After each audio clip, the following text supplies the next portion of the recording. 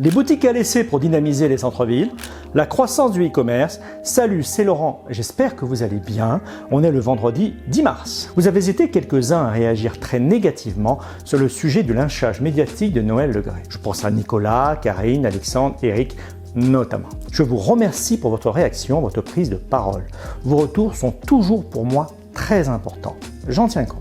Mais vous voyez, j'ai les qualités de mes défauts. J'ai été sensible à cette affaire lorsque j'ai découvert que ce monsieur avait été comme nous. Comme beaucoup de buralistes, il vient du petit peuple, il a bossé, il a trimé, il a réussi.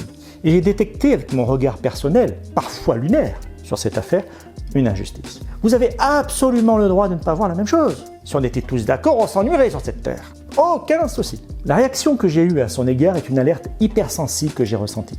C'est un peu la même réaction que j'ai à l'égard de ce qui est fait aux buralistes depuis 20 ans. Une réaction épidermique face à une injustice.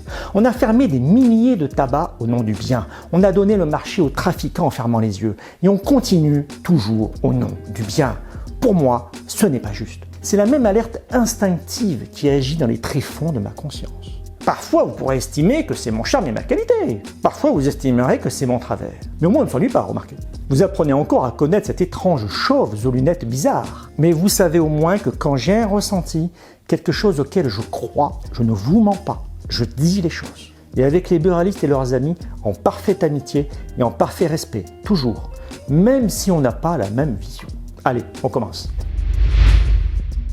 Aujourd'hui, focus sur le commerce autour de nous. Je vais traiter de 2 sujets sur l'évolution du commerce autour des buralistes, car j'ai des inquiétudes. Tout d'abord, on commence par les boutiques à laisser. C'est une petite évolution dans le monde du commerce et une bonne solution pour revitaliser nos communes. L'idée consiste à mettre une boutique à disposition de commerçants afin qu'ils puissent tester leur concept en situation réelle, le temps de voir s'ils veulent ou peuvent s'installer dans la durée ou pas. La première boutique à laisser a vu le jour en 2013 dans l'Oise. Mais 10 ans après, l'initiative se multiplie partout en France. Il faut dire que pour les commerçants qui veulent se lancer, les conditions sont très avantageuses. Un tout petit loyer, un accompagnement tout au long du projet et un bail de 6 mois renouvelable une fois. C'est beaucoup plus confortable qu'un bail commercial qui les contraint à payer même si ça ne marche pas. Le dispositif leur permet surtout de voir si leur idée tient la route sans se mettre la corde au cou et tout risquer. Dans le contexte actuel, ce n'est pas rien. Selon la Fédération des boutiques à laisser, 6000 villes en France pourraient se lancer dans l'aventure. Ce chiffre m'a choqué. Tant de villes dont le cœur a été dévitalisé par la grande distribution des environs et qui subissent maintenant de plus en plus la montée en puissance du e-commerce. C'est triste de se balader dans de jolies petites villes quand il y a tant de boutiques mortes à vendre, à louer, sans repreneur. Alors à première vue, vous allez me dire « Laurent, nous on est buralistes, ça ne nous concerne pas, moi j'ai déjà ma boutique ». Et c'est vrai que quand il y a une désertification commerciale, les buralistes résistent mieux que d'autres et sont souvent même parmi les derniers commerces dans beaucoup de villages, pour l'instant.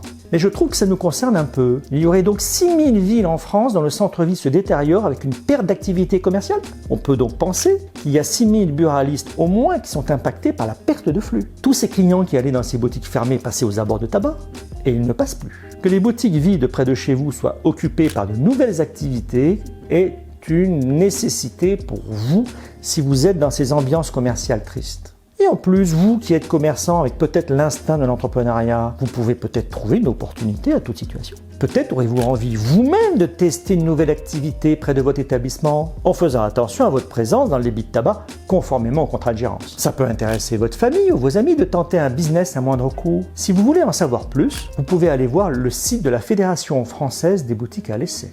Sait-on jamais? Quand les boutiques meurent, on accuse souvent la grande distribution de la périphérie des villes. Mais de nos jours, un autre serial killer tue confortablement lové dans vos sacs à main ou vos poches de pantalon. C'est lui! L'e-commerce ne cesse de monter en puissance en France. Nos bureaux de tabac sont nombreux à faire du relais colis pour les commandes sur Internet. C'est un petit plus qui permet de faire rentrer des clients et découvrir la boutique. Alors parfois ça vous agace, vous le faites pendant un temps puis vous arrêtez. C'est long, les clients sont impatients, vous ne gagnez pas grand-chose. Mais vous êtes nombreux à y trouver votre compte. Eh bien, sachez qu'a priori, l'activité ne va faire que s'intensifier. Les Français passent en moyenne une commande sur Internet par semaine. Pas étonnant que le chiffre d'affaires du e-commerce explose. En 2022, 147 milliards d'euros étaient engrangés. C'est autant que l'automobile ou le bâtiment. Et c'est surtout 14% de plus qu'en 2021. La barre des 200 milliards de chiffre d'affaires devrait être atteinte en 2025, souligne Marc Lolivier de la Fédération du e-commerce, interviewé sur e-commerce mag. Le nombre de sites marchands actifs progresse également de 5%, avec plus de 10 000 nouveaux sites en un an. 10 000 nouveaux sites en un an. Ces résultats sont dopés par le secteur des services sur Internet comme le tourisme, les transports, les loisirs. Si les ventes de produits sur Internet sont en baisse de 7% par rapport à 2021, ils sont en hausse de 33% par rapport à 2019. Les ventes de produits ont explosé avec les confinements du Covid, donc maintenant ça se tasse, mais c'est quand même un grand bond en avant sur 3 ans avec un record olympique.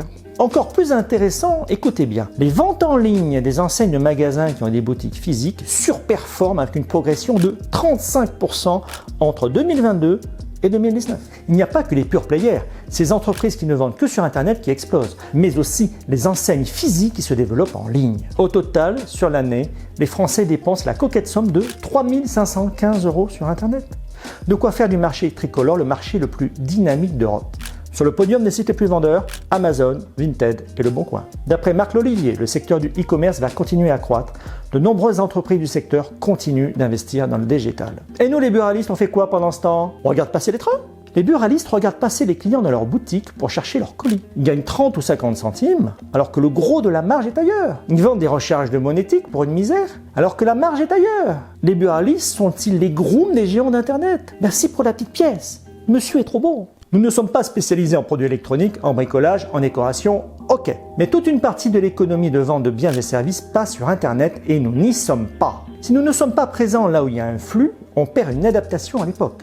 Sommes-nous des dinosaures? Quand je vois le succès phénoménal du petit vapoteur, j'en reste pantois. Et ça, c'est notre cours de récréation naturelle à nous. Alors moi, je pose une question collective. Pour le tabac, les jeux, le petit café au comptoir, c'est certain, on ne va pas aller sur Internet. Les délinquants, ils sont déjà pour le tabac, hein, mais pour nous, c'est interdit. Mais pour tous les autres services, la vape, le drugstore, le CBD ou autre chose, pourquoi pas? Ça m'intéresse d'avoir votre avis. Ce serait intéressant que les copains animateurs des groupes Facebook des buralistes posent la question. Quelles sont vos idées pour prendre une part du marché du commerce en ligne? D'ailleurs, je les remercie tous ainsi que les participants pour les posts sur la gestion du stock grattage. Ça m'a bien aidé et je prépare le sujet pour bientôt. Merci à vous tous. Et voilà, c'est fini pour aujourd'hui. N'oubliez pas de vous abonner. Je vous fais une annonce. Je vais supprimer le site internet buraltv.com pour rattacher le nom de domaine buraltv.com à notre nouvelle chaîne YouTube qui est quasiment terminée maintenant. Vous êtes très nombreux à nous suivre sur Facebook notamment. On commence maintenant le développement sur YouTube et je rationalise les différents accès. Comme vous le savez, j'apprends tout en marchant. Donc je vous dis à demain pour les nouvelles aventures du monde impitoyable des buralistes. Belle vente, je vous embrasse.